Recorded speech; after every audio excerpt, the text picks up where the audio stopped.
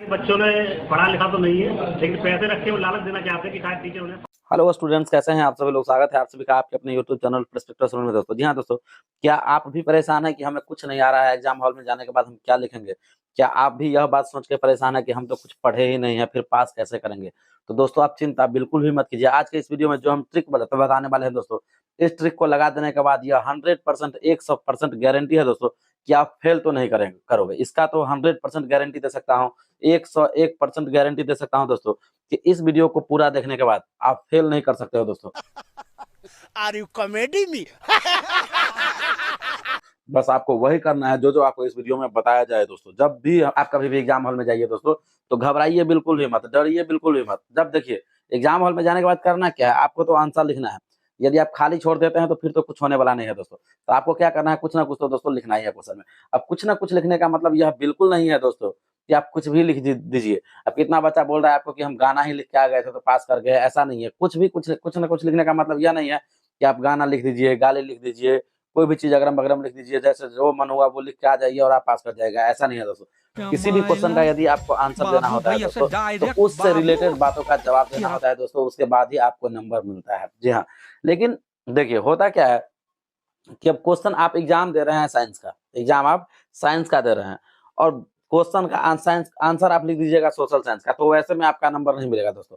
तो यदि आप पढ़े हैं, कोचिंग में गए हैं कभी ना कभी, यदि आप पढ़े हैं, कोचिंग पे गए हैं कभी ना कभी दोस्तों, तो कुछ ना कुछ तो आपको याद होगा। ऐसा नहीं है कि जब आप क्लास 10 का स्टूडेंट है तो आप तो जरूर कोचिंग गए होंगे, कभी ना कभी जरूर गए होंगे।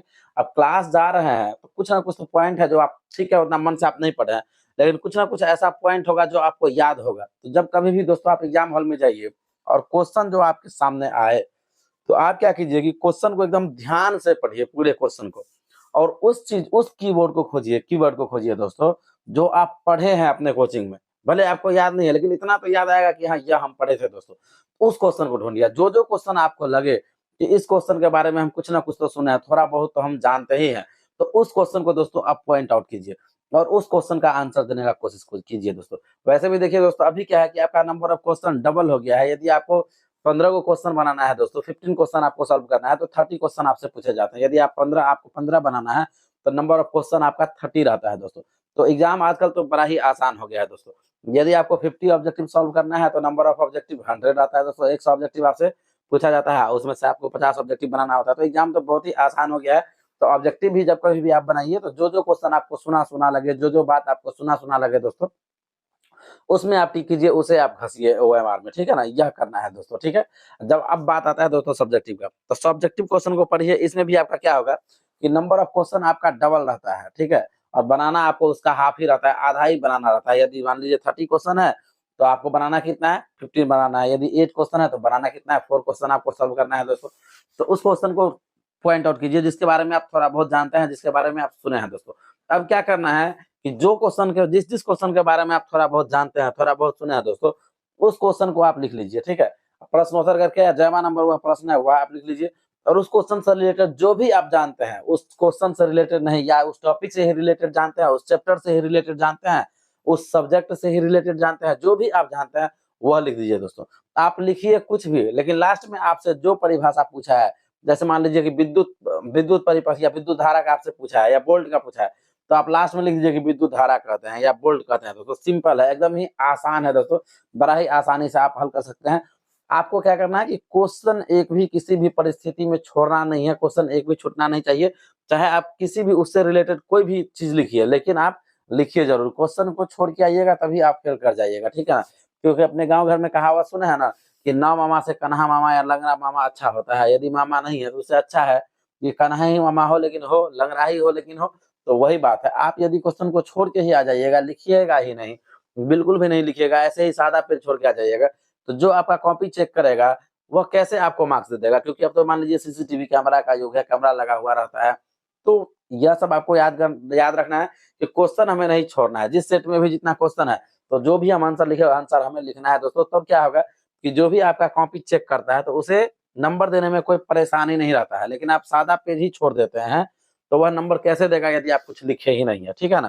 तो आप छोड़िए मत, कोई क्वेश्चन में जो भी आपको आया आंसर तो वह आप लिखिए जरूर। क्वेश्चन को दोस्तों छोड़ना नहीं है, यह बात आपको पूरे का पूरे ख्याल रखना है, चाहे वह किसी भी सब्जेक्ट का एग्जाम आप दे रहे हैं दोस्तों, ठीक है ना, चाहे आप मैथ का एग्जाम क्यों ना दे रहे हो, आप जितना जानते हैं जिस क्वेश्चन के बारे में उतना लिखिए।